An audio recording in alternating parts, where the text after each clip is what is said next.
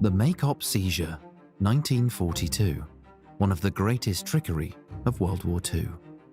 In the scorching summer of 1942, the course of World War II was about to take a dramatic turn. Under Adolf Hitler's command, the German war machine set its sights on the oil-rich lands of the Caucasus. The coveted oil fields were not just valuable economic assets, they were the lifeblood of his war effort, promising to fuel the relentless advance of the Nazi troops. This grand German endeavor, codenamed Operation Edelweiss, represented a strategic gamble of immense proportions. If successful, Germany would gain control of a vast resource that could sustain and intensify its war effort. But if it failed, it risked losing its momentum and potentially turning the tide of the war against them. With stakes incredibly high, a group of German soldiers embarked upon one of the most daring behind-the-enemy lines ventures of the entire war.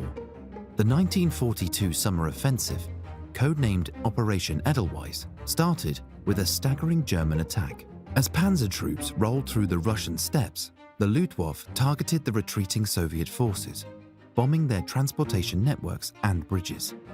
The Soviets struggled with depleted resources, confusion, and isolation as their defensive lines fell apart. When news of Rostov-on-Don's surrender reached Moscow, panic ensued. Stalin, in response, issued Order 227, condemning retreat and demanding fortitude. Not a single step back became the rallying cry of the Red Army. Stern measures were imposed to ensure discipline, including the execution of deserters by NKVD special detachments. To salvage their crumbling defense, the Supreme Command merged the remnants of the South Front into the North Caucasus Front. This merger aimed to establish a defensive line from Tikhoretsk to Stavropol. However, despite their efforts, the Soviet forces, severely understaffed, struggled to hold the line. They only hoped to reach the Western Caucasus mountain foothills before the Germans did. With the Soviets determined to fight to the bitter end, at the end of July, Hitler ordered the second phase of Operation Edelweiss. The ultimate objective was to capture the Black Sea coast. The offensive would push German troops further from their supply lines, but the High Command was committed to press ahead. However, fuel shortages and stubborn Soviet resistance along the Don and Volga rivers impeded their march. The German High Command found themselves in a precarious situation, risking the loss of control in the southern theater.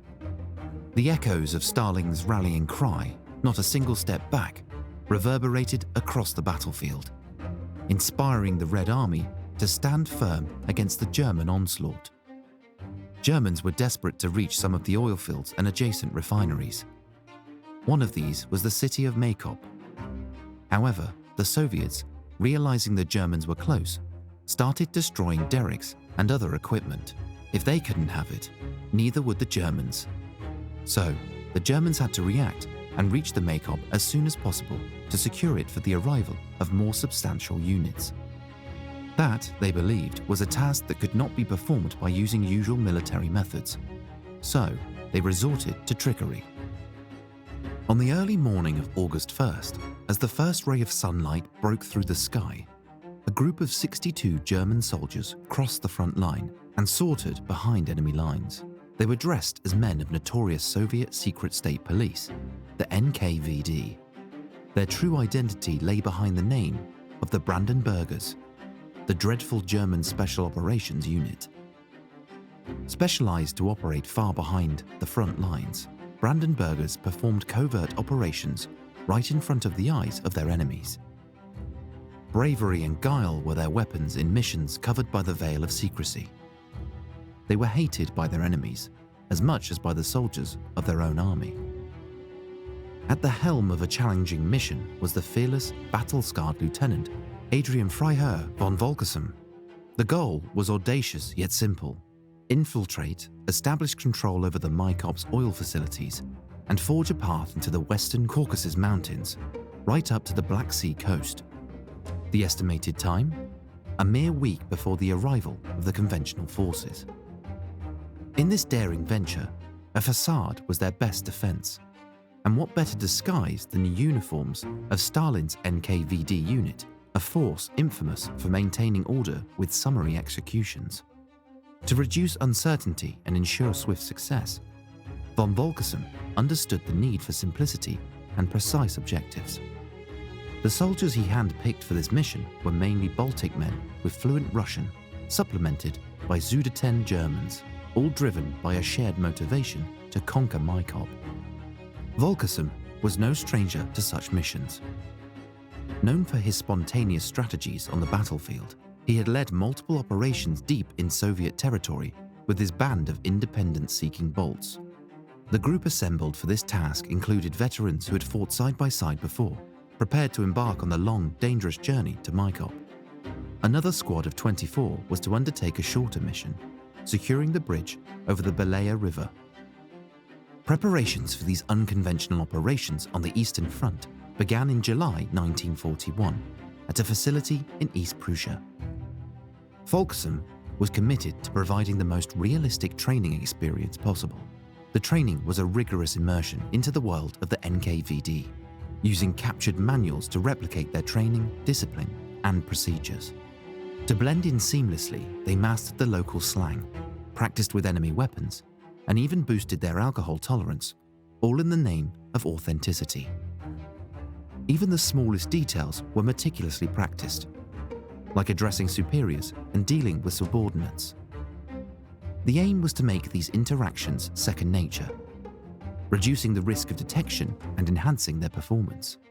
Their training was designed to make them as formidable as the dreaded NKVD itself. Von Volkersum's men wore their cover uniforms, speaking Russian at all times, embodying the roles they were to play in this high-stakes mission. The Brandenburgers drilled to perfect their impersonation. As they prepared to infiltrate this foreign territory, their mission's seriousness was not lost on them. Even the smallest wrong move could result in an instant execution. On a quiet morning on August 2nd, Lieutenant Volkersum and his Brandenburgers snuck up on the sleepy village of Krasnodarsky and caught the enemy asleep. Then, seizing the moment, Volkersum ordered a startling volley of gunfire into the morning sky. Soviet soldiers, a blend of ethnicities including Kuban Cossacks, Kyrgyz, and even Siberians, woke in confusion.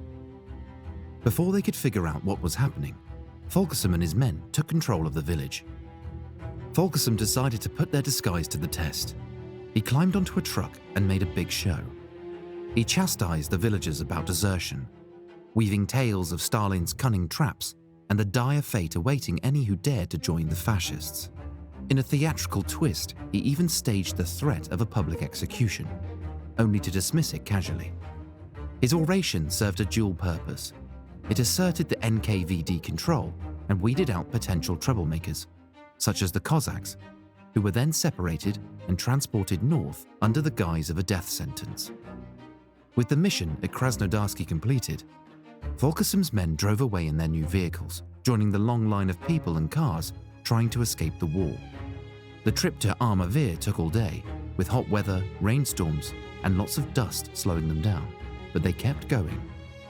After a grueling journey, the Brandenburgers reached the city of Armavir on the morning of August 3rd. However, their passage was obstructed by actual NKVD officers trying to manage the chaotic traffic of military vehicles. Filled with confidence, Volkersum stepped out of his vehicle, straightening his NKVD uniform, and approached the stern colonel in charge. Introducing himself as Major Truchin from the 124th NKVD Rifle Brigade, he claimed a special assignment from a high-ranking officer at Stalingrad. The colonel, oblivious to the non-existent unit or mission, smiled knowingly and suggested Truchin's arrival was expected the day before. The colonel also shared that he was directing military forces towards Maikop and Tuapse. He even warned Volkersum of spies infiltrating these regions, not knowing he was speaking to one. Seeing no reason to detain them further, the checkpoint commander waved the Brandenburgers through, and they seamlessly blended into the chaos, driving deeper into enemy territory. Finally, after a tiring journey, Volkersum and his men reached the city of Maikop, their ultimate destination being the city's NKVD headquarters. As Volkersum climbed the stairs, an officer, recognizing him from a previous encounter, offered a warm welcome. He had reported Volkersum's fake persona, Major Truchin, and his actions against the Cossacks, his arrival was anticipated. Inside, General Pershal enthusiastically greeted Fulkerson, praising him for dealing with the traitorous Cossacks. General offered the group a villa and garage next door, a luxury in a city crammed with refugees. For the next few days, the villa was their HQ, where they had enough privacy to prepare for their upcoming mission. Just in case, they held discussions with a radio playing in the background to avoid any possible hidden microphones. Fulkerson spent an evening with General Pershal, bonding over drinks and conversation. Over the next few days, his men performed their NKVD roles with subtlety, scouting their mission area. They had vital tasks, most importantly, scouting oil depots and preventing their destruction. Their biggest challenge, however, was to disrupt the Soviet defense and try to reduce casualties among the advancing German forces, expected to arrive by August 8th. Fulkerson, deep in his NKVD major disguise, was on friendly terms with General Pershal after several shared evenings. They became so close that the general invited Fulkerson to review Maikop's defenses, presenting him with a perfect opportunity to manipulate their setup subtly. Maikop lay cradled between the Belaya River and the Caucasus Mountains foothills to the south and flatlands to the north. The general planned to line up artillery near the main northern road, fortified by anti-tank units. Fulkerson commended the defences while suggesting that a more dispersed setup would stand up better against potential off-road assaults from the Germans, a tactic they had successfully used in the past. Enchanted with Major's knowledge of the tactics, Pershal agreed and set out to rearrange the defences. The first part of Fulkerson's mission was accomplished. As the German forces steadily approached Maikop, its residents busily fortified the city, unaware of the subtle sabotage within their ranks. On the night of August 7th, the 13th Panzer Division advanced north of Maikop. The panic ensued in the city. General Pershal ran away and chaos reigned in Maikop. It was the perfect setup for the Brandenburgers to enact their plan. They split into three groups. The first group, the largest one, led by Sergeant Landowski, headed southwest to protect the oil facilities and stop the demolition of wells by taking out actual demolition teams and pretending to do the jobs themselves. The second team, led by Kudel Prutov, remained in Maikop with the task of cutting off telecommunication lines. Fulkerson had initially intended to lead Landowski's group. Still, after he learned about two Soviet brigades moving in to occupy defensive positions on the city's northeastern edge, right in the path of the 13th Panzer Division, he took charge of a third group to ensure that the incoming German forces met as little resistance as possible. On August 9th, Fulkerson and his men received intel that patrols from the 13th Panzer Division were a mere 20 kilometers away. Discreetly, a few Brandenburgers snuck forward, placing explosive packs at the communication center. Luckily for them, the explosion of the building went largely unnoticed amidst German artillery fire. After the explosion demolished the switching center, Fulkerson approached a Soviet artillery officer, a lieutenant colonel he'd met during his previous inspection of Maikop's defenses with General Pershal. He cunningly misled the officer with false information about the enemy's direction of attack. The officer, failing to establish outside contact due to the demolished communication center, ordered a ceasefire and a withdrawal. Fulkerson excused himself, vowing to his NKVD command would stay behind as a sacrificial blocking force. Elsewhere, Kudel Protov and his men entered the North Caucasus Message Center within Maikop, where they acted with apparent authority. They feigned orders to evacuate and demolish the facility. Faced with their insistence, the actual commander, a major, finally gave in, leading his team to withdraw from the building. Kudel's men then took over the central and impersonating operators spread the word that the Germans had pushed beyond the city and a general evacuation had been ordered. Many Soviet commanders, eager not to be left behind, disengaged from the fight and withdrew. When the ruse was discovered, Kudel and his men destroyed the facility with grenades. Meanwhile, Sergeant Landowski tried unsuccessfully to contact higher Soviet authorities to prevent the destruction of the region's oil facilities. Lacking official orders, he divided his men into smaller NKVD groups to cover the expansive Neftogorsk-Maikop area. The Brandenburgers claimed to have high-level authorization to take over and prevent the facility's destruction. Despite their best efforts, the regional Soviet security head, unable to reach higher authorities, ordered the destruction of oil derricks and storage tanks. The Brandenburgers' effort resulted in Germans having the doors of Maikop wide open. Despite the intense fights throughout the city, by evening, the 13th Panzer Division had seized Maikop, capturing 1,000 prisoners and 50 undamaged aircraft. Despite this victory, the seizure didn't provide the expected benefits for the Germans. Before retreating from the city, the Soviet forces had implemented a scorched earth policy, destroying the oil fields and related facilities to prevent their use by the Germans. Repairing the damage proved a significant challenge, and the Germans never fully restored the oil production to a level that would have benefited their war effort. Nevertheless, the daring seizure of Maikop will forever echo in the annals of World War II as a testament to the audacity of the Brandenburgers. Their cunning maneuvers, shrouded in the guise of the enemy, successfully disrupted Soviet defenses and expedited the capture of an important strategic point. Moreover, the story of the Maikop seizure serves as a chilling reminder that the war was not only fought with bullets and bombs, but also with guile, deceit, and relentless will to seize victory at any cost.